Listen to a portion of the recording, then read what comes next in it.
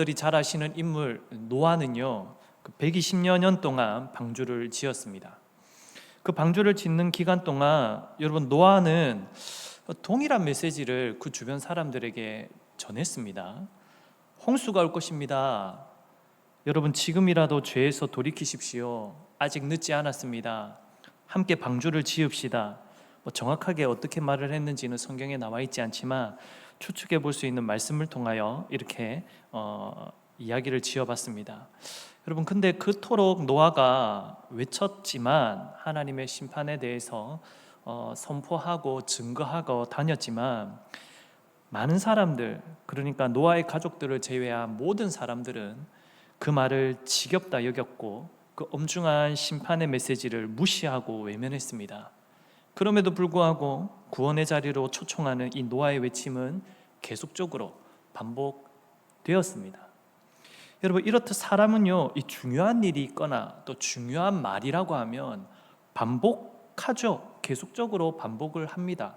여러분 잔소리처럼 들려도 부모님들이 자녀들에게 계속적으로 반복해서 말하는 것들은 다 이 자녀들이 잘 되라고 하는 말들이지 않습니까? 이 자녀들의 입장에서는 잔소리처럼 들려도 그것이 꼭 필요하기에 자녀들이 잘 돼야 되겠기에 반복해서 그만큼 중요하기에 말하는 것입니다. 오늘 사도 바울이 꼭 그와 같습니다. 이 믿음으로 의롭다함을 받는다라는 이 이신칭의에 대한 진리가 너무나 중요하기 때문에 3장에서도 말을 했고요. 이미 이어지는 4장에서도 이것에 대한 교훈을 이어가고 있습니다. 사람들은 한 번 들으며 마치 다 아는 것처럼 교만에 떠는 사람들이 있는데 사실 그런 태도는 좋지 않습니다. 여러분 한두 번 들어도 자녀들이 그대로 실천하지 못하듯이 사람은요, 하나님의 진리의 말씀을 들어도 한 번만에 다 깨닫지를 못합니다. 그러니 우리는 말씀을 계속해서 듣고 또 듣는 것이죠.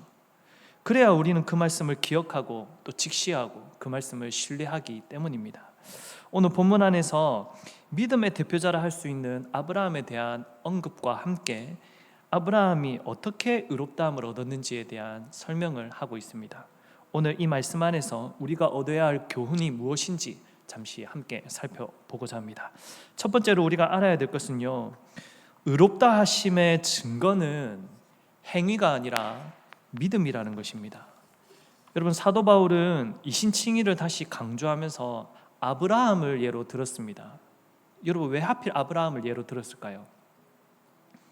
여러분 왜냐하면 아브라함은요, 그 유대인들에게 있어서 믿음의 조상이기 때문입니다. 혈육의 조상이기도 하지만 신앙의 가장 좋은 모델이 되는 신앙의 선배요 조상이기 때문입니다. 성경은 아니지만 유대인들이 만든 문서 중에 다메섹 문서라는 것이 있습니다. 거기에 3장 2절을 보시면 아브라함에 대해서 이렇게 표현합니다. 아브라함은 그릇된 길을 걷지 않았으며 그는 자신의 마음의 욕심을 따르지 않았고 하나님의 계명을 지켰기 때문에 하나님께서 친히 친구로 삼아 주셨다라고 기록되어 있습니다. 여러분 그러니까 유대인들이 생각하는 그들의 신앙의 모델이 되는 그 아브라함이 의롭고 신실한 행위를 하였기 때문에 그가 하나님께로부터 인정을 받아 친구로 그리고 신앙의 본보기로 우리에게 남아있다라는 그러한 표현입니다. 그러니 유대인들은요, 이러한 것들도 많이 가르치다 보니 행위로 구원받는다라는 이러한 생각과 사상이 지배적이었다라는 것입니다. 그런데 오늘 사도 바울의 말을 보십시오. 사도 바울은요 어떻게 말합니까? 오늘 본문 3절을 다시 한번 읽어드리겠습니다. 3절을 보시면 성경이 무엇을 말하느냐, 아브라함이 하나님을 믿음에 그것이 그에게 의로 여겨진 바 되었느니라. 여러분 이 말씀은 창세기 15장 6절 말씀을 인용해서 사도 바울이 이렇게 표현한 것입니다.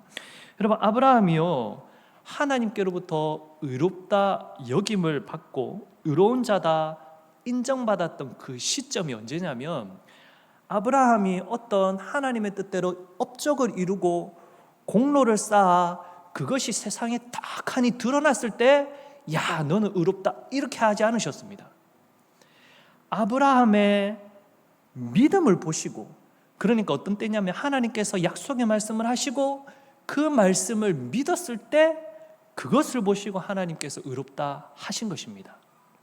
여러분, 아브라함에게 하나님께서 어떻게 나타나셨냐면 창세기 15장을 보시면 하나님께서 아브라함에게 하늘의 수많은 별들을 보여주시면서 너에게 이 씨를, 자손을 이 별들처럼 많도록 허락하시겠다 약속하셨습니다.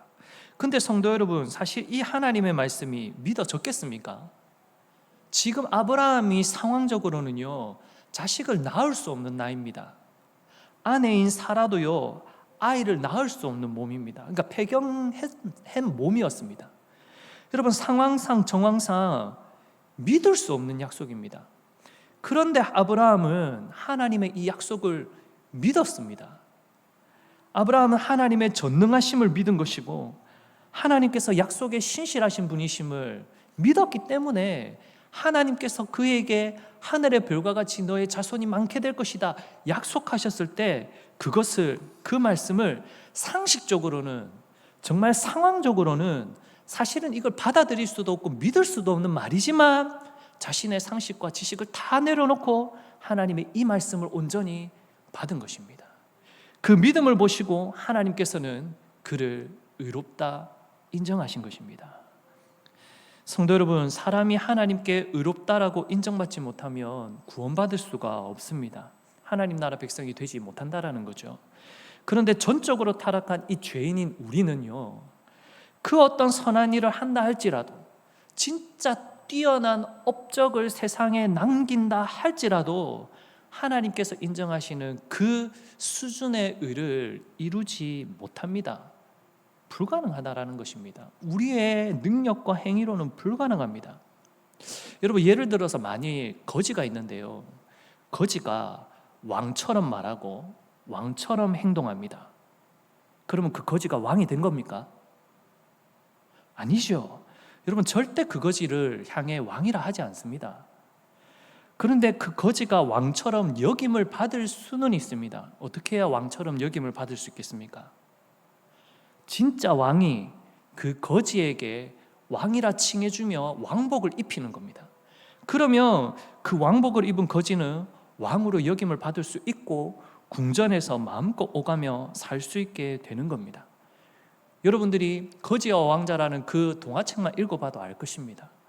여러분, 이와 비슷하다는 것이죠. 하나님께서 나에게 의롭다 해주셔야 내가 의인이 되고 구원받아 하나님 나라 백성이 되는 것입니다. 내가 아무리 애쓰고 노력한다고 해서 그것이 이루어지는 것이 아니라 이러한 하나님의 은혜를 받아야만 그것이 이루어진다라는 것입니다. 더 뒤에 나올 말씀이지만 하나님께서는요, 이 세상의 완전한 의인이신 예수 그리스도의 의가 우리에게 덧입혀지도록 하셨습니다. 그래서 우리에게 의롭다 해주십니다. 나중에 로마서 말씀을 읽어보시다 보면 다시 한번 이거를 더 구체적으로 설명해 드릴 기회가 있습니다. 그러니까 내가 그것을 믿어야만 의롭다함을 얻게 되어진다라는 것이죠.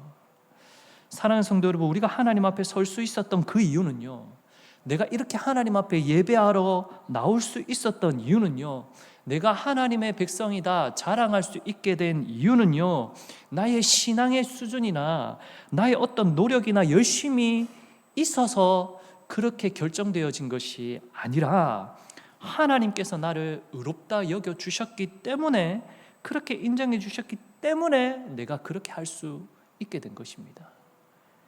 그 근거가 나의 행위가 아니라 하나님께서 온전히 믿음이라는 것을 통하여 우리에게 이러한 놀라운 것을 허락해 주셨음을 우리는 꼭 믿어야 합니다. 왜냐하면 말씀에서 또 이렇게 가르치고 있기 때문입니다. 여러분, 둘째로 우리가 알아야 될 것은요, 이 행위가 개입되어지는 순간 은혜는 은혜가 아니게 되어져 버립니다. 여러분, 사도 바울은요, 행위와 은혜의 본질적인 차이에 대해 설명하고 있는데 일과 삭새 비유를 통해서 설명합니다. 오늘 읽었던 4절 말씀인데요, 4절 말씀을 보시면 일하는 자에게는 그 싹시 은혜로 여겨지지 아니하고 보수로 여겨지거니와 라고 말씀합니다. 여러분 생각해 보십시오. 만일 이 구원이 우리의 공로, 우리의 선한 행위에 대한 대가라고 한다면 여러분 구원은 더 이상 은혜가 되지 않죠. 그렇지 않습니까? 구원이 어떻게 은혜가 될 수 있습니까?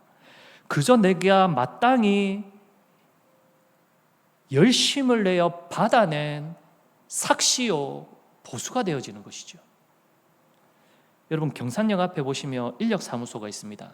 새벽에 제가 한 번씩 운동하면서 그 코스로 갈 때도 있는데 그 앞을 지나가게 되면 그 앞에 그 일용직 근로자분들이 많이 모여 있는 것을 보았습니다. 여러분 그분들은 하루 일해서 하루 일당을 벌어 사시는 분들이죠. 여러분 그분들이 일터에 가서 하루 종일 노동을 하고 저녁에 싹스를 받게 될 것입니다. 그 싹스를 받을 때 그분들의 마음이 어떨까요? 만약에 자기 일을 써준 사람에게 그 싹스를 받을 때 너무 감사한 마음으로 와 나에게 이렇게 귀한 것을 주시니 감사합니다 이런 마음이겠습니까? 아니죠. 여러분들 그분들이 삭스를 받을 때 보수를 받을 때 감사합니다 라는 거칠의 말은 인사말을 할지는 모르겠지만 마음속에서 일어나는 그것에 대한 감격과 감사는 없을 겁니다. 왜 그렇습니까? 자신이 열심히 일해서 마땅히 받아야 할 보수로 받은 싹시이기 때문입니다. 그렇지 않습니까? 내가 일했으니 마땅히 받는 싹시니까 그것이 보수이지 않습니까?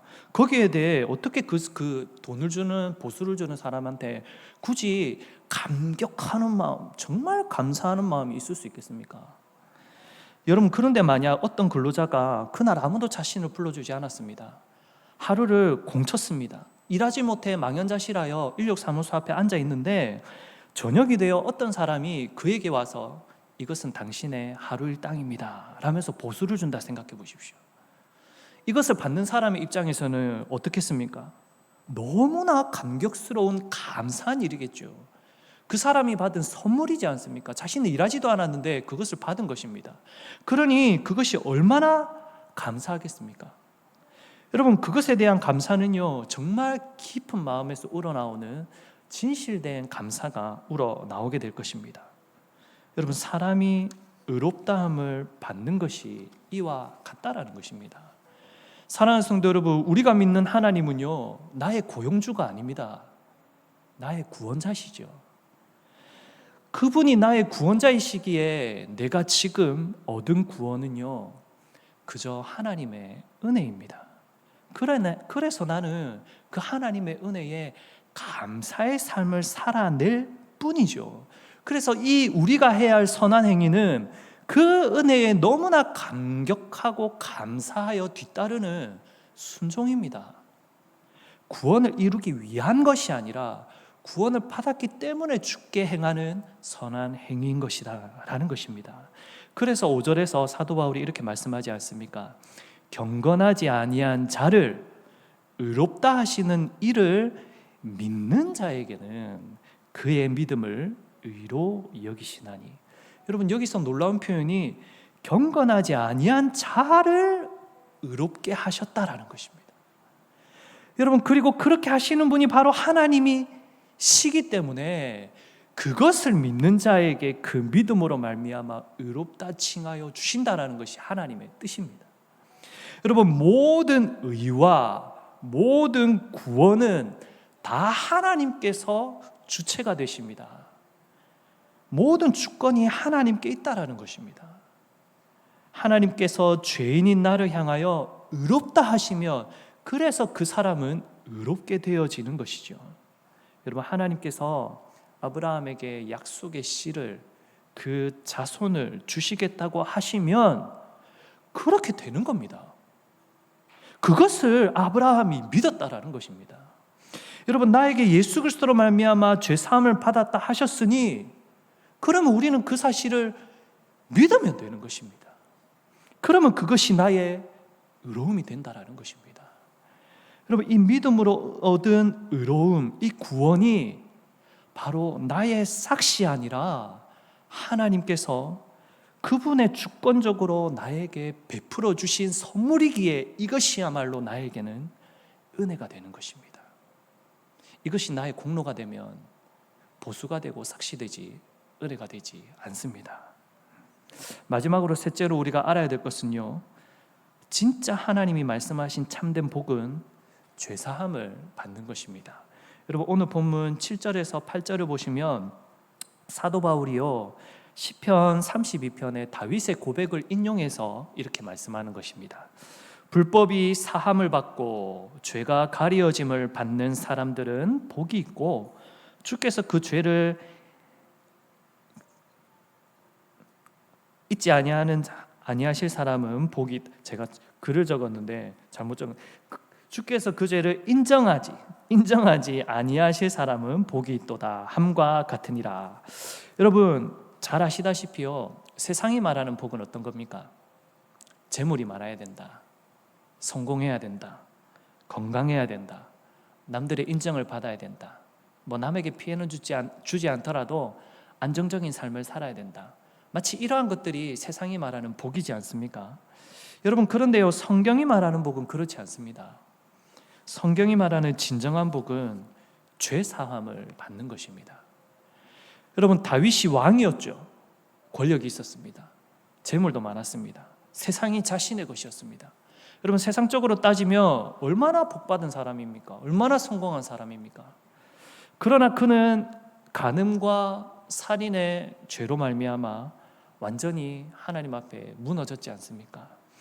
여러분, 그때 다윗이 자신이 깨닫게 된 그 죄의 엄청난 무게를 지고 괴로워하면서 무엇을 의지했습니까? 어떻게 했나요? 하나님 앞에, 하나님, 내가 이전에 이러한 공로를 세우지 않았습니까? 이러한 업적을 내가 세우지 않았습니까? 이 나라를 위해서, 하나님 나라를 위해서 내가 이러한 일들을 하지 않았습니까? 이러한 것들을 했으니 이 죄를 대신하여 주십시오. 그렇게 자랑했습니까? 협상했습니까?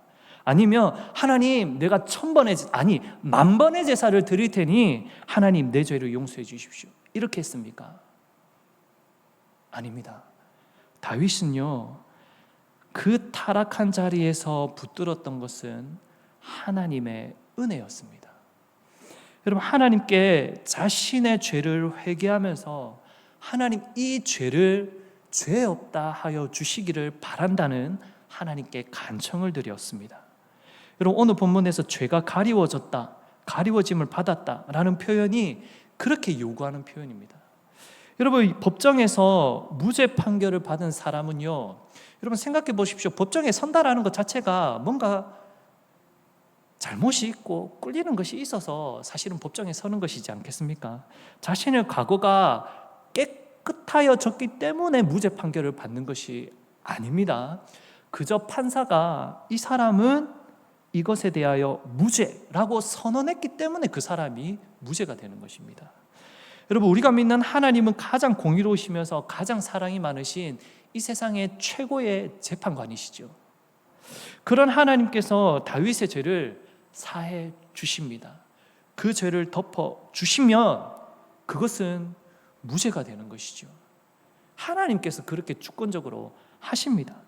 그러면 이 죄인인 우리들에게 가장 필요한 것이 과연 무엇이냐는 말입니다. 우리가 죄 사함을 받기 위해 무언가를 해야 된다라는 말입니까? 아니요. 오직 우리는 하나님의 은혜를 구할 뿐입니다. 그 은혜를 받아야만, 하나님께서 나에게 죄가 없다 인정해 주셔야만, 나에게 의롭다 여김을 해 주셔야만, 그래야만 의롭게 되어지고 구원을 받을 수 있다라는 것입니다.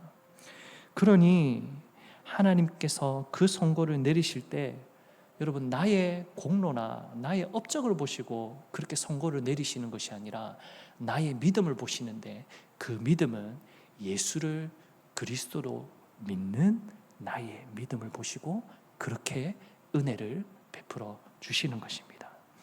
여러분, 2012년도에 출간해서 오랫동안 서점에서 베스트셀러로 유명했던 책이 있습니다. 멈추면 비로소 보이는 것들이라는 책인데, 이 책의 저자가 혹시 읽어보신 분 누구신지 아십니까? 아무도 없으신 것 같은데 없으셔도 괜찮습니다. 그 해민 스님입니다. 그러니까 스님이 책을 지었으니 아마 기독교인 분들은 아마 이걸 뭐 좋은 책이 아니겠다 생각하고 안 읽으셨을 텐데, 해민 스님이 멈추면 비로소 보이는 것들이라 유명한 책을 지었는데 오랫동안 베스트셀러로 서점에 놓여져 있었습니다. 뭐 물론 2020년도에 이분에 대한 이슈가 생겨서 논란이 일어나서 지금은 활동을 하고 계시진 않지만, 2010년도 당시에 이분은 세상에 아주 큰 영향력을 끼치는 승려였습니다. 여러분, 그분은 원래 승려가 될 생각이 없었다고 하네요. 그 영화에 관심이 있어서 영화 공부를 하다가 미국으로 넘어갔는데, 하버드 대학에서, 무려 하버드 대학에서 종교학 공부를 했습니다. 종교학 공부를 하다 보니까 그분이 불교에 심취하게 되고 불교로 귀하여 승려가 되었다고 합니다. 그런데 재미있는 것은 이제 종교학을 공부하다 보니까 성경도 읽으셨는데 여러 번 읽으셨고, 그 성경의 인물 중에 예수님을 너무나 존경한다고 본인이 스스로 얘기했습니다. 여러분, 성경 말씀도 좋아해서 암송하는 구절도, 여러분, 그분이 암송하는 구절이 우리가 생각하는 일반 성도들보다 더 많은 성경 구절을 암송하는 분이셨습니다. 그래서 이분의 책을 읽어보면 정말 이게 스님이 쓴 책인지 아니면 기독교 경건서적인지 이렇게 착각할 정도로 좋은 내용들이 많이 담겨져 있습니다. 그래서 이분의 말과 행동, 그 서적을 통해서 세상에 선한 영향력을 많이 끼치는 좋은 분으로 기억되고 있는 분들이 많이 있습니다. 여러분, 생각해 보십시오. 만일 이 의롭다함이, 구원이 공로로, 자신의 선한 영향력으로, 행동으로 받게 되어지는 것이라면 이런 분들이 받아야 되지 않겠습니까? 여러분, 이국종 교수님 잘 알고 계십니까? 중증 외상 환자들을 위해 의료계와 정부에 큰 영향력을 끼친 아주 좋은 의사 선생님이십니다. 여러분, 그런 분들이 구원을 받아야 하지 않겠습니까? 이순신 장군이 구원받아야죠. 여러분, 세종대왕이 구원받아야죠. 여러분들은 어떻게 생각하십니까? 그런데요, 그 해민 스님이 쓴 책에 성경에 기반한 구절들이 많이 있지만 그 책을 읽어보시면 가장 중요한 것이 없습니다. 하나님이 없습니다. 하나님의 은혜가 없고요, 죄사함이 없습니다. 책을 읽어보면 사람이라면 이렇게 살아야 되고 저렇게 살아내야 이 세상이 평화롭게 살아갈 수 있습니다. 여러분들의 삶에 화평함이 오게 됩니다 라고 말은 하고 있지만, 거기에는 하나님이 없고 죄사함이 없고 하나님의 은혜가 없습니다. 여러분, 진정한 죄사함이 없고 하나님의 복이 없는데 어떻게 평화를, 화평함을 논할 수 있겠습니까? 이 세상에 화평함에 은혜를 주시는 분은 하나님이신데, 여러분 6절을 보십시오. 일한 것이 없는데 하나님께로부터 죄 사함을 받아 의로 여기심을 받은 자가 복이 있다라고 사도 바울이 말하고 있지 않습니까? 일한 것이 없습니다. 그런데 하나님께로부터 죄 사함을 받았죠. 이보다 더 큰 복이 어디 있다라는 말입니까? 나에게 공로가 없는데, 나에게는 업적이 없는데 하나님께서 그저 은혜로 나에게 의롭다 하심을, 죄 사함을 허락해 주셨습니다. 얼마나 큰 복입니까? 그것이 복이라고 다윗도 고백하고 있다라는 것입니다. 여러분, 이 말씀의 진리를 우리가 잘 기억해야 하고, 이 말씀이 어찌하여 우리에게 주어진 말씀인지를 깊이 상고해 보시기를 바랍니다. 하나님께서는요, 그 죄 사함의 복을 우리에게 허락해 주셨습니다. 사랑하는 성도 여러분, 말씀을 맺고자 합니다. 여러분, 우리 기독교는요, 은혜의 종교라고들 말합니다. 여러분, 하나님께서 다 해주셨고 우리는 그저 그것을 믿기만 하면 되고 그것을 받아들이기만 하면 다 하나님께서 의롭다고 해주시는 것입니다. 구원해 주시는 것이죠. 여러분, 생각해 보십시오. 세상에 이러한 복이 어디 있습니까? 세상 사람들이, 세상 논리가 말하는 복 중에 이러한 복이 과연 어디 있습니까? 여러분, 이것이 얼마나 감사한 일인지 알겠습니까? 여러분, 우리가 이것을 감사한 것으로 여기고 살아내고 있으십니까? 여러분, 이 하나님의 크신 은혜를 말씀 안에서 발견했으니 이것을 믿으시길 바랍니다. 여러분, 하나님께서 베푸신 그 크신 은혜에 평생 감사해도 여러분, 우리는 그 사랑을 다 갚아내지 못합니다. 갚을 수도 없습니다. 그러니 그 은혜에 그저 감격하며 하나님께 예배하며 하나님께 찬양할 수밖에 없는 우리의 인생길입니다. 그러니 사랑하는 성도 여러분, 나에게 자랑하고 싶은 거, 나의 공로를 높이고 싶은 거, 내 이름을 높이고 싶은 것이 있다면 그런 것들 다 내려놓으십시오. 오직 모든 영광과 모든 감사는, 모든 자랑은 영원토록 주님께만 돌리고, 나는 하나님 앞에 아무것도 아닙니다. 그저 하나님만 영광 받으십시오. 하나님 나에게 계속해서 은혜를 베풀어 주셔서 그 은혜의 강물 속에, 그 은혜의 은혜의 평강의 권능 속에, 감사 속에 살아갈 수 있는 믿음의 자녀들이 되게 해 주시옵소서. 그렇게 기도하며 주님을 붙들고 살아가는 저와 여러분들이 다 되시기를 간절히 바랍니다.